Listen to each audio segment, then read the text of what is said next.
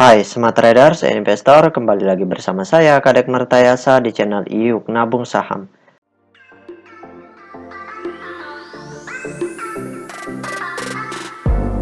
Nah, di episode kali ini kita akan membahas salah satu perusahaan yang direquest oleh Ludi.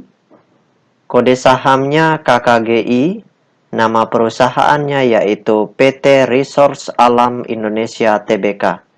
Oke, untuk mempersingkat waktu kita langsung saja buka datanya di aplikasi iPod.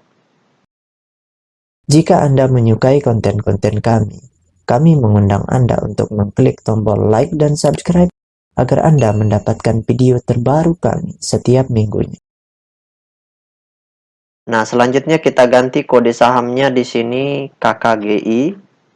Kemudian kita enter. Nah, berdasarkan grafik dari perusahaan PT Resource Alam Indonesia Tbk ini, kalau kita lihat selama setahun terakhir itu harga saham tertingginya di harga Rp545 per lembar. Kemudian terendahnya di harga Rp228 per lembar, seperti itu. Nah, sekarang kita ingin lihat apa yang dilakukan oleh investor besarnya dari tanggal 1 Maret 2022 sampai dengan tanggal 21 April 2022. Jadi selama sebulan lebih terakhir ya. Seperti itu. Nah, kita ingin lihat di periode ini apa yang dilakukan oleh investor besarnya. Apakah mereka akumulasi, distribusi, atau do nothing? Seperti atau netral. Oke, kita cek data broker summary-nya. Kita klik kolom Broksum. Nah, selanjutnya di sini kita ganti kode sahamnya KKGI. Kemudian tanggalnya kita ganti dari tanggal 01/03 atau Maret 2022 sampai dengan 21 April 2022. Oke, kita show. Nah, berdasarkan hasil riset yang saya lakukan dengan mengumpulkan data-data dari SRO Bursa Efek Indonesia dan data-data dari sekuritas, maka dapat ditarik kesimpulan bahwasannya selama sebulan lebih terakhir ini dari tanggal 1 Maret 2022 sampai dengan tanggal 21 April 2022, investor besarnya melakukan aksi netral. Jadi, di periode ini mereka melakukan akumulasi, kemudian mereka distribusi lagi, kemudian akumulasi lagi, kemudian distribusi lagi. Nah, jadi jumlah pembelian, jumlah lot pembelian mereka itu cenderung sama dengan jumlah lot penjualan mereka. Jadi aksi mereka di sini netral. Membeli 100.000, kemudian menjual juga 100.000. Beda halnya dengan do nothing. Kalau do nothing, mereka tidak ngapa-ngapain. Mereka tidak beli, mereka juga tidak jual secara signifikan seperti itu. Jadi mungkin mereka lebih kecenderung menjaga harga pun tidak seperti itu.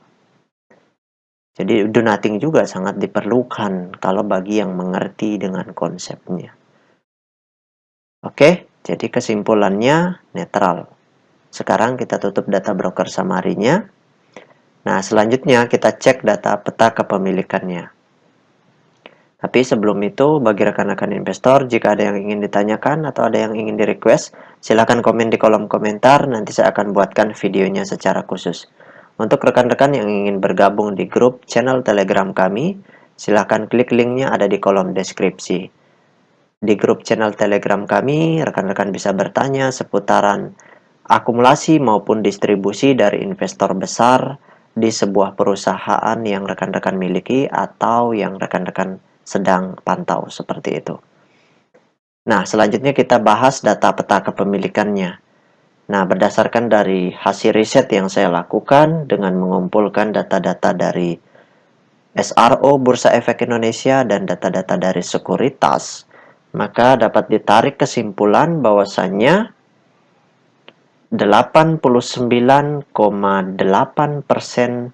saham perusahaan PT Resource Alam Indonesia Tbk ini telah dicetak dalam bentuk scriptless. Jadi sisanya itu masih dalam bentuk warkat yang tidak bisa diperdagangkan di pasar reguler seperti itu. Nah, dari 89,8% saham yang beredar di publik, kepemilikan investor besarnya di sini sebesar 72,2%. Ini porsi kepemilikan investor besar yang sangat besar jika untuk trading. Namun ketika untuk investing sebaiknya tunggu ketika investor besarnya melakukan akumulasi dan menambah porsi kepemilikan di atas 75%.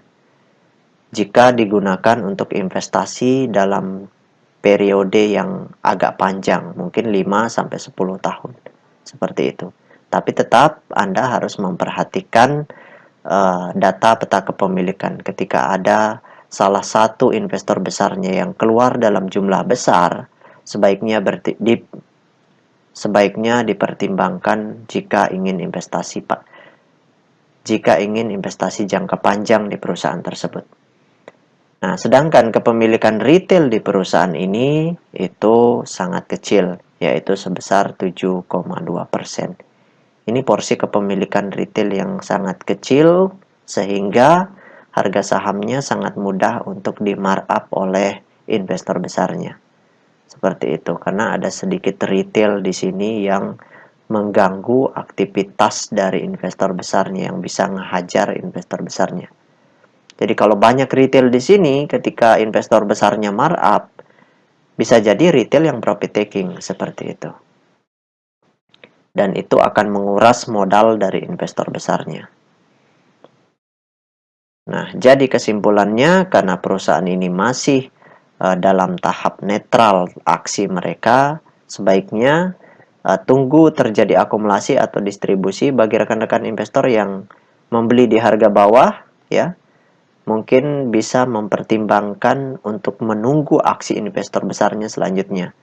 Kalau terindikasi melakukan distribusi dalam jumlah besar, barulah ikut menjual perusahaan ini. Tapi kalau misalkan mereka melakukan akumulasi kembali dalam jumlah besar, maka sebaiknya di hold seperti itu.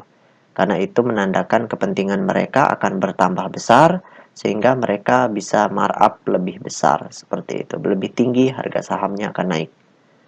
Nah, seperti itu. Baik rekan-rekan investor, itu saja yang dapat saya sharingkan untuk Mas Ludi. Sekali lagi, bagi rekan-rekan investor yang ingin bertanya atau request, silahkan komen di kolom komentar. Untuk yang ingin bergabung di grup channel Telegram kami, linknya ada di kolom deskripsi. Baik rekan-rekan investor, see you next time. Salam cuan selalu.